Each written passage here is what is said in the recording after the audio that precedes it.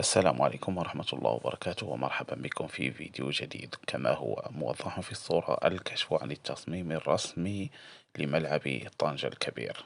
الملعب سيكون مغطى بالكامل، كما سيتم تغليف هيكله الخارجي بواجهة مضيئة.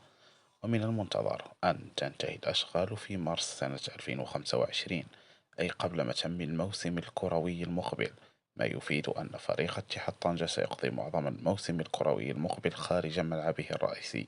ومن المرجح أن ينتقل إلى ملعب القرية الرياضية التي يخضع لإصلاحات جذرية منذ شهور. وكانت الجهات المشرفة عن الملف المغربي لاحتضان كأس العالم 2030 قد كشفت عن تصميمين آخرين فقط، هما تصميم ملعب فاس الكبير وملعب الحسن الثاني.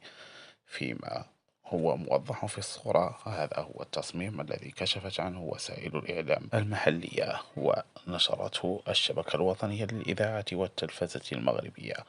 حقيقة تحفة فنية